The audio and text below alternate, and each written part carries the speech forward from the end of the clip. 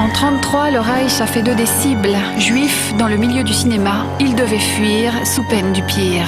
Exil de Hitler à Hollywood, tout de suite sur France 3.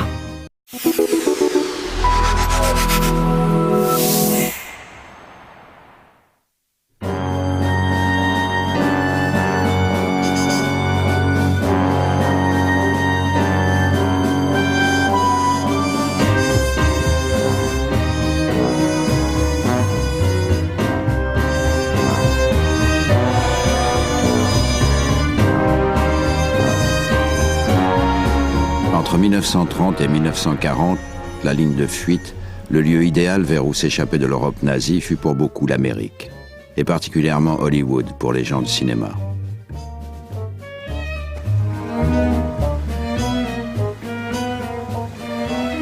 De grands cinéastes, Fritz Lang, Billy Wilder, Robert Siodmak, Fred Zinman, des acteurs célèbres, Peter Lorre, des producteurs, des compositeurs ont fait des films des deux côtés de l'Atlantique. D'abord en Allemagne ou en Autriche où ils étaient nés. Puis, à partir de 1930, comme plus de 800 autres professionnels du cinéma, ils ont dû fuir la terreur hitlérienne et ils se sont installés à Hollywood. Leur destin discontinu, tourmenté, raconte le XXe siècle, sa folie meurtrière, comme sa force créatrice. Car ceux qui allaient réussir là-bas changeront le visage du cinéma américain, réalisant les plus grands classiques de l'âge d'or d'Hollywood. La fiancée de Frankenstein, Les aventures de Robin des Bois, Ninotchka, Assurance sur la mort, Le train sifflera 3 fois, Certains l'aiment chaud, et Casablanca. The Reichstag and I are speaking nothing but English now. So we should feel at home when we get to America. Very nice idea. To America. To America. To America.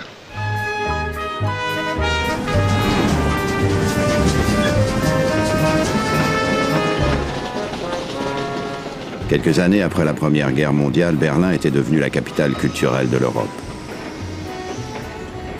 Le centre rêvé pour les arts et la culture d'avant-garde.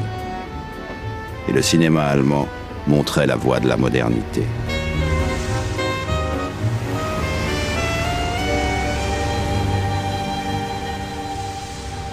En 1920, un film stupéfie toute l'Europe.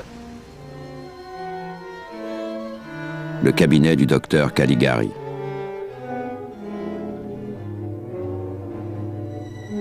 Un chef-d'œuvre de fantaisie et de terreur. On n'a rien vu de pareil auparavant. Ce film expressionniste opère dans une toute nouvelle dimension.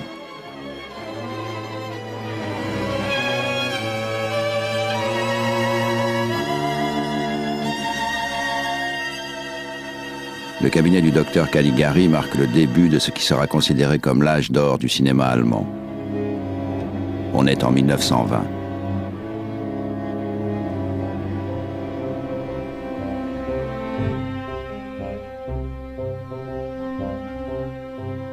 Le producteur est Erich Pommer, un visionnaire de 31 ans qui souhaite que ses réalisateurs innovent, aillent plus loin, expérimentent dans ce nouveau média.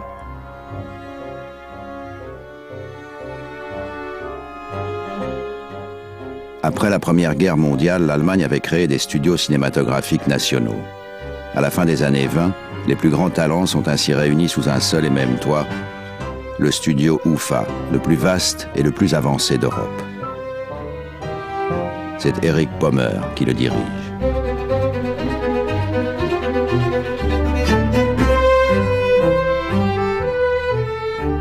Erich Pommer fait aussitôt appel aux meilleurs cinéastes comme Joe May, un cinéaste déjà réputé pour ses films épiques et populaires.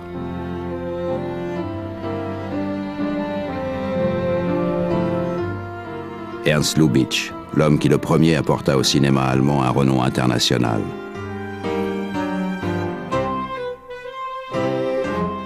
Fritz Lang, qu'Erich Pommer avait rencontré à Vienne. Un talent certain, avait dit Erich Pommer, qui essaie vraiment de créer un nouveau style de cinéma. Quand j'ai démarré ce métier, j'étais très proche d'un homme que vous connaissez peut-être, Eric Pommer. Quand j'ai commencé à travailler pour lui, il m'a dit « Fritz, je te donne 2 conseils. Si tu veux faire un film, tu dois bien connaître la caméra. Car c'est avec la caméra que tu racontes une histoire. Deuxième conseil, n'aie jamais de liaison avec une actrice. »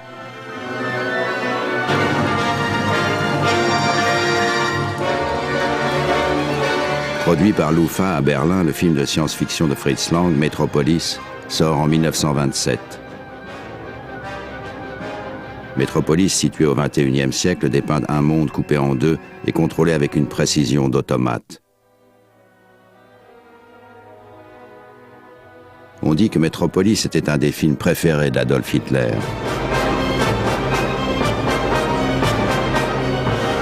Il témoignait surtout de l'excellence technique des studios de l'UFA et des talents de niveau international qui y florissaient alors.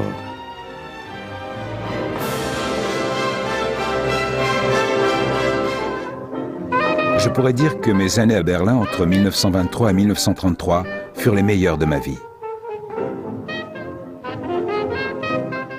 Tout semblait fait pour les arts, qu'il s'agisse du cinéma, du théâtre, de l'opéra ou de la peinture. Tout était en quelque sorte dans l'air. Berlin est un enchantement pour les arts. À l'opéra, on va écouter le compositeur viennois Erich Wolfgang Korngold, considéré dans toute l'Europe comme le nouveau Mozart. Les cabarets jouent les chansons de Frédéric Hollander, qui n'hésitait pas à se moquer de la société allemande et de sa politique.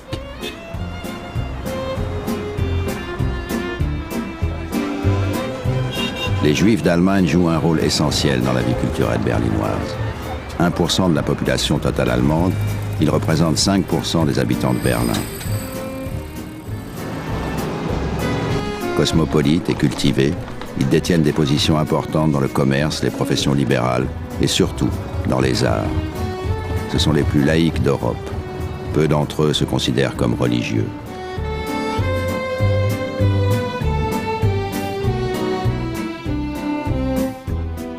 Berlin et sa vie trépidante attirent les jeunes et les plus ambitieux, ceux qui rêvent de devenir acteurs, scénaristes ou réalisateurs dans l'industrie cinématographique. Certains espèrent peut-être être repérés par les studios hollywoodiens qui ont tous un bureau à Berlin et qui, dès 1920, font venir en Amérique les talents les plus originaux. C'est ainsi qu'Ernst Lubitsch émigre vers Hollywood en 1922. Billy Wilder, âgé de 21 ans, est parti de Vienne pour Berlin afin de promouvoir la tournée européenne du musicien de jazz Paul Whiteman. Quand Whiteman repart de Berlin, Billy Wilder décide au contraire d'y rester et se met à écrire des scénarios.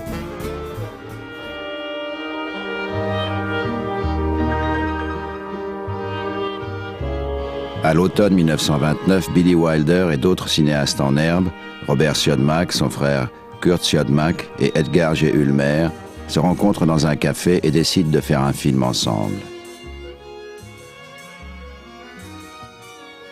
Mi-documentaire, mi-fiction, le film suit 4 Berlinois en sortie un dimanche.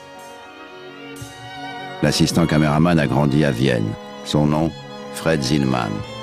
Celui qui deviendra un des cinéastes préférés d'Hollywood, le réalisateur, entre autres, du Train sifflera 3 fois.